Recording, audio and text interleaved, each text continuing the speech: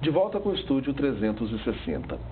Hérnia de disco e dor lombar foram as principais causas de afastamento do trabalho no Brasil em 2023. Os dados são do Ministério da Previdência Social. Para saber sobre os sintomas, causas, tratamentos dessas duas doenças que tanto maltratam a saúde dos trabalhadores, nós conversamos com a médica ortopedista Roberta Ramos. Muito bem-vinda, doutora. Obrigada pela presença. Obrigada. É algo muito comum, pelo que a senhora estava falando aqui com a gente no intervalo, né? Por que é tão comum assim? As dores lombares, elas têm múltiplos fatores, né? Causadores.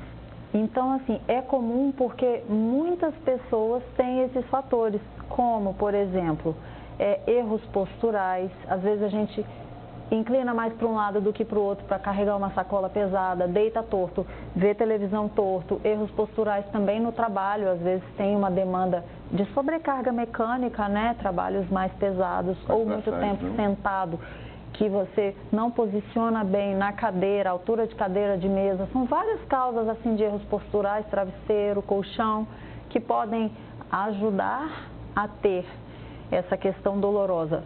Ou só muscular, né? Na lateral dos ossos da coluna, das vértebras, tem toda a musculatura ali que sustenta e estabiliza a parte óssea.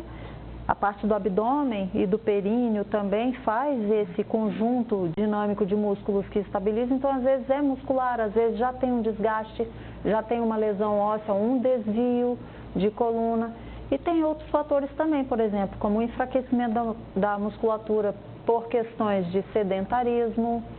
Tem questões inflamatórias sistêmicas, algumas doenças podem dar dor de músculo, artrite, doenças reumáticas, né? Questões psicossociais, questões psicológicas, o emocional muitas vezes afeta muito. Pessoas que têm uma sobrecarga também emocional, pessoas que são cuidadoras, que são, né, arrimo da família, costumam ter mais dor pelo nível de tensão, de responsabilidade, contratura músculo.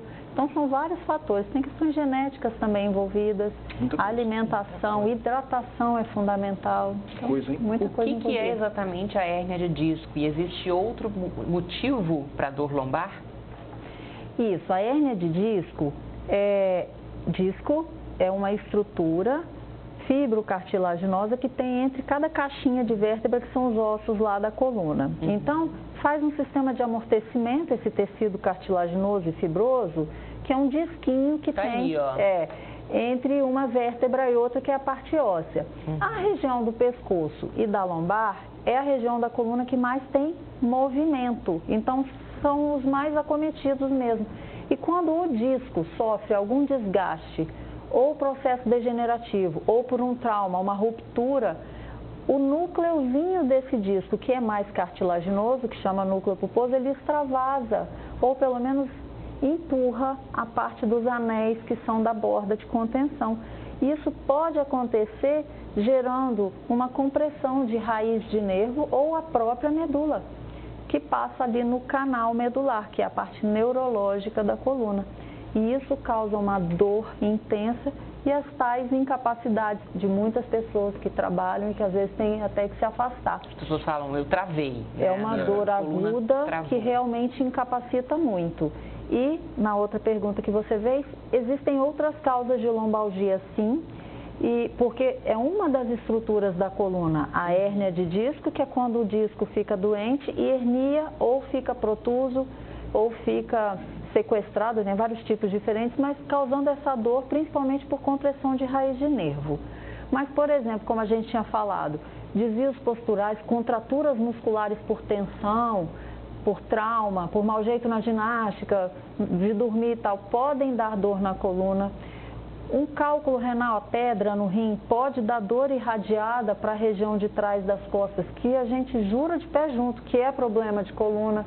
É importante fazer o exame físico, uma história detalhada, investigar outras coisas que não só a coluna, quando a gente tem dor naquela região, porque às vezes também tem um comprometimento dos órgãos e vísceras inflamados que podem estar dando essa irradiação. Agora, doutora, é lógico que para fazer a correção desse problema, imagino que tem aí um tratamento que é um pouco mais longo, que deve envolver questões de postura, de mudanças de hábito e etc. Mas quando a pessoa está em crise, o que pode ser feito? Quer dizer, ela está com uma dor ali impeditiva, ela não consegue trabalhar. Qual é a terapia, qual é o caminho que ela pode buscar para tentar melhorar, para pelo menos voltar à normalidade? Excelente pergunta, porque existem etapas no manejo do paciente e o paciente que está na crise de dor é uma forma de abordar, quem tem dor na coluna que está fora de crise é outra forma e quem está entre a crise é outra forma. Óbvio que nós temos que fazer uma história clínica, ver como está esse paciente no primeiro encontro e às vezes nem consegue fazer o exame de imagem com a crise de dor, ele não aguenta fazer uma ressonância, por exemplo. Mas o manejo na crise de dor, para tirar logo esse paciente desse sofrimento, geralmente a gente faz uma abordagem medicamentosa, compressas quentes para soltar a musculatura. Existem vários medicamentos que nós podemos fazer, não isolados, mas combinados entre eles, como por exemplo analgésicos, anti-inflamatórios, relaxante muscular, que ajudam a tirar o paciente da crise de dor para que a gente consiga colocá-lo, por exemplo, numa reabilitação, numa fisioterapia. As sessões de acupuntura, por exemplo, que é outra oportunidade de tratamento na crise, funciona muito bem. Técnicas de neuromodulação, tem vários tratamentos que são usados na fase aguda, que resgatam, né, o paciente da crise de dor para poder conseguir voltar para a sua rotina.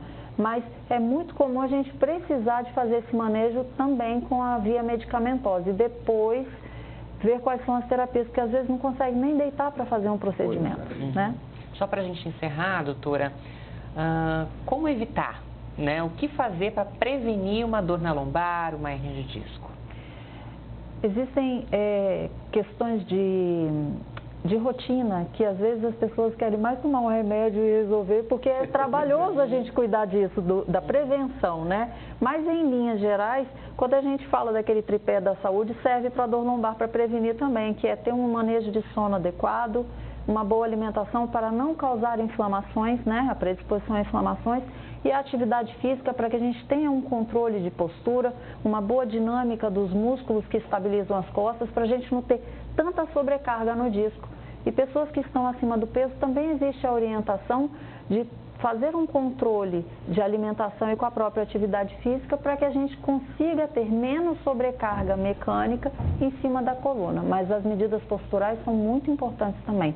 Jeito de sentar, jeito de andar, tipo de calçado, colchão, travesseiro. Eu estava comentando que depois que eu comecei a fazer yoga, melhorou muito minha dor lombar.